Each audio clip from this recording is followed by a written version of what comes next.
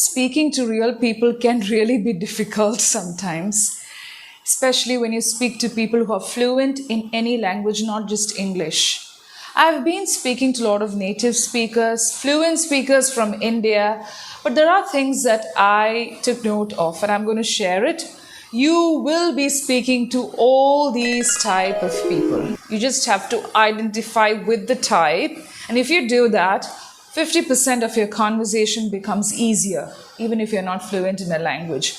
Identify their objective, at least the type of communicator, and then you can easily navigate and then maybe use your language skills and communicate effectively. Many people find it very difficult to converse with people who are really fluent or who are confident. There are people who are not very fluent, but they are confident in a particular language. So just identify the type, and then it becomes a lot more easier because you would know what you're speaking about. You will not be in a maze. You will not be stuck somewhere. You will not feel that your brain is not moving forward with thoughts because you've identified the type of communicator.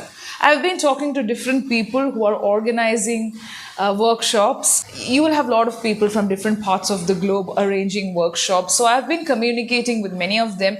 And you know, the basic nature of human being is not just language. It is like some of them have discrimination, some of them have different ideas, some are very creative. And when it comes to language, we need to be slightly artistic. You know, in what? Not in painting, but to understand with whom you are having a conversation. Some people are interested in conversing at you and not with you. You'll understand it better. Next time you face somebody who is fluent, next time you face a native speaker at workplace, or when you get a call, when you're forced to speak to a person who is having high language, just identify the type of communicator. I've given most of the types here. You can identify. I'm sure that 40% of your problem gets solved. And then you would know how to approach the person, because you don't have to give every information. You don't have to give your credentials to anyone calling you. And you have to be really careful these days. You would have inquired for a workshop, but there are people who take advantage of that. I mean, whenever I inquire on the details of a particular workshop, I experience all these things, but there is a set of confidence, that there is a level of confidence that you would have acquired through your experience, whether it's English, Hindi, or your native language. Okay, so you shouldn't allow others to take advantage of your situation, even if you're not informed, even if you're not aware of the area that you want to develop or you want to develop your skills in. Right? And one more thing is, you don't have to feel intimidated when the other person claims to have a lot of knowledge. You can ask your questions. If you identify the type of person, it's very easy to at least manage 40% of the conversation. Even if your English is bad, you can definitely survive with some confidence and then keep working on the skills. Just keep working. You may not get all the words that you have been reading while speaking to a native speaker, but do you know they are also underconfident at times? So it is the point, the appropriacy. It is the content that matters, and most of them are very good listeners, so you have to understand what you're inquiring about and why they are taking your precious time, because some people just love speaking. They may just keep speaking, yapping, and you may not be interested in it. Some people may call you to give the information, for example, if it is the inquiry on a course or the inquiry on something else, maybe a job opportunity, they'll keep speaking. But you don't have to give away the time, 80% of your time, if you're not interested in it. You can cut in a very polite way and then ask them to give the relevant information or send an email or WhatsApp you, whatever it is, because we have different forms of communication even in the professional sector. So you don't have to force yourself to listen to everything. That is my point. So my name is Renee Rose Matthew. I'm a CELTA certified trainer, and I'm here to help you out with these type of people. The first type, of course, you will get to hear about these people. You will also be conversing with these kind of people at your workplace, within your comfortable zones. Maybe you'll have friends of this type. Just identify with the type so that your conversation becomes a lot more easier without stress and strain. So these people love conducting monologues, in the sense they love speaking. They just love speaking without giving attention to others. Even if you have three people or just two people in a conversation, they will keep speaking. They will not allow you to speak, they will not give you the gap to speak. Otherwise, they would just interfere. The minute you begin a point, and they are smart, they will know what you're coming at, or they would know where you're leading the conversation to. Immediately they will jump and they may not even allow you to speak. And this happens often in our communities. It need not happen when you're speaking in the language. But if it happens while conversing in the English language, you may become more uncomfortable. When it's your native language, you may just be quiet, you may feel comfortable that you will be able to navigate through the conversation easily. But if it is in the English language, you may feel a bit more uncomfortable, you may feel that you will not be able to reach the end.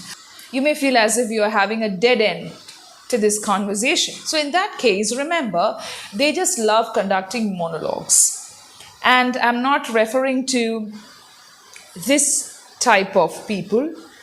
They are performers, speakers, they could be lecturers, but I'm referring to people who just love monologues where they don't allow others to speak. They will never give a chance to others. They will not be quiet. They will not become quiet. Only if one person chooses to remain quiet, others would get the space to communicate or even express their opinion on what they shared just now. But most of them are imposters, they encroaches the conversation. I'm just using these words so that you understand it better.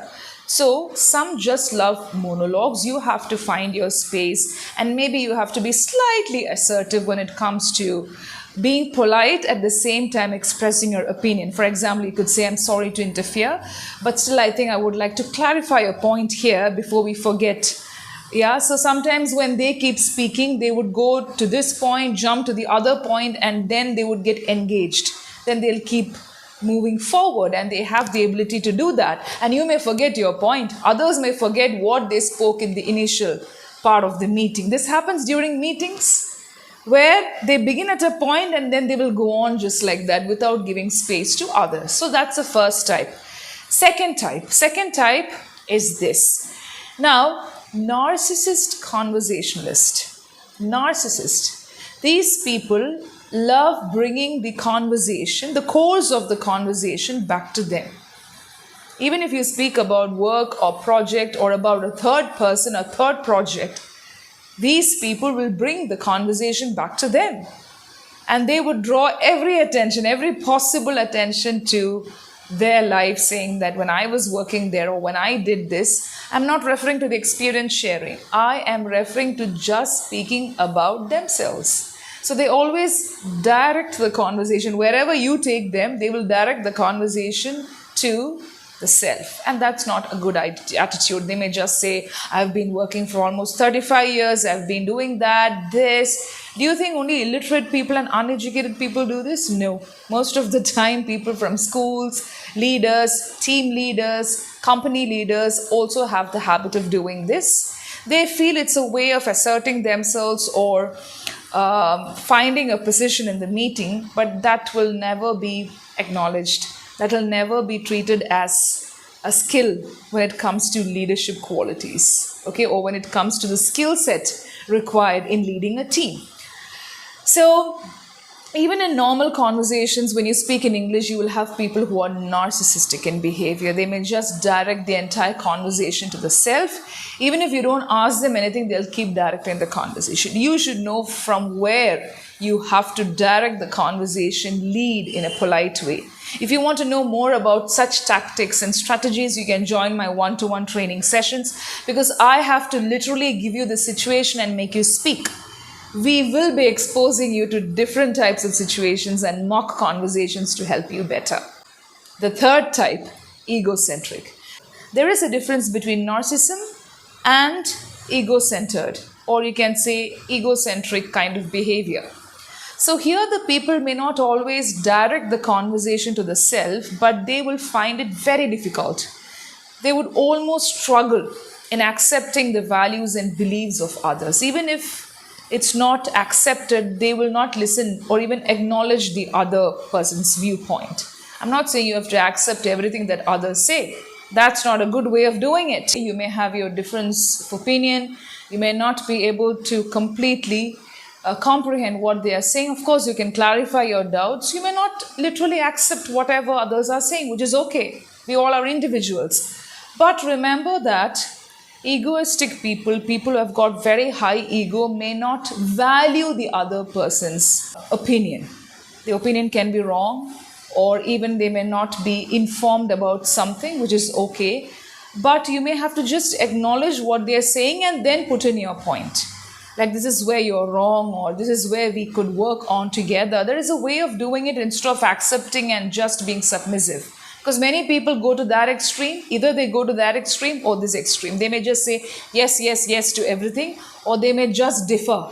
They may just become so defensive when it comes to some of the points. So there is a balance that you have to create. And if misinformation is lurking in the corner, there is a way to say that I understand what you're saying, but I don't think this is correct. When it comes to this particular point, you have to justify, you may have to give examples, and then you have to put forth your opinion.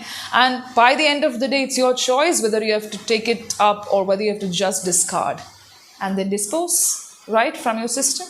It's out of the system then. So before we go to the last type, let's take a look at all these different types. The first one was narcissistic, then monologist, who loves speaking, just keep speaking, okay? The third one, egocentric.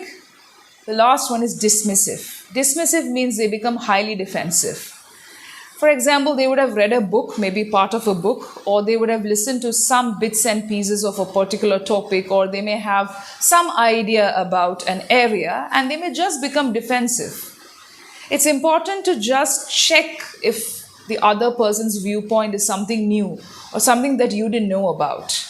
And this is also part of educated rudeness, where people just become defensive, saying that I've been doing this for years. Maybe they would have been doing it for years, or maybe there is an updated research going on it. So just check before you throw and spit your knowledge anywhere. Even in the comment section, I can see on different channels. Even on my channel, I come across people saying, ma'am, this is not a preposition, or the meaning of this word is this. So then I say, whatever you're saying is fine, but I think you got confused between these two words. And it is possible. As learners, as trainers, we all get confused between similar words, words that look the same, but they may differ in meaning. We may also get confused between ideas, and that is why we have discussions. What I'm trying to tell you is most of the trainers, most of the creators who are genuine always look up. They refer to many things.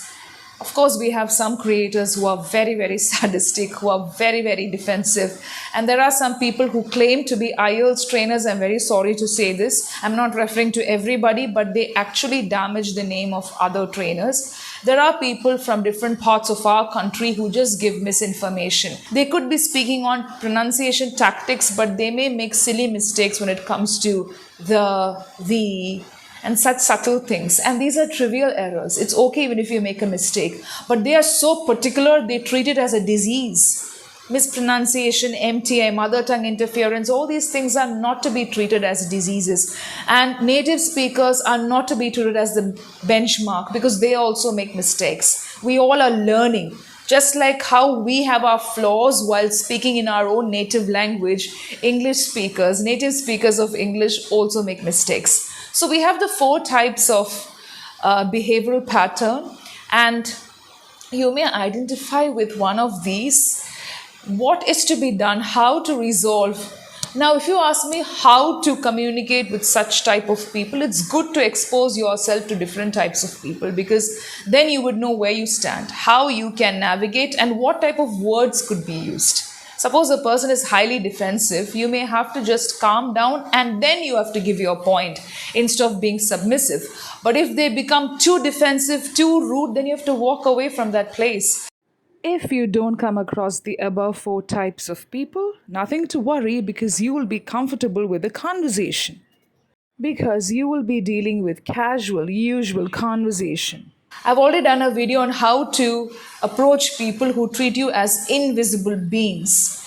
This world is filled with complicated, beautiful people, complex personalities, and it's not your job to correct everyone, right? And there are people to do that. There are counselors, there are psychiatrists, there are people working on language counselors are there. And if a person really want to unlearn, they would definitely approach such sections or such kind of workshops and sessions. But if they really don't want to correct themselves, then it's their problem and they would definitely have a dead end. Because when you keep promoting and gardening the area that only encourages the growth of weeds, we can't do anything. There are people who just encourage weeds. So I hope you understand the different types of people, and I hope this will help you to navigate or at least understand the intention of the communicator. Next time when you get a phone call, next time when you speak to a native speaker, or next time you feel intimidated by a fluent speaker, just identify the type, and I'm sure that you're going to solve 40% of the problem. You don't have to shiver, you don't have to feel nervous. Happy learning.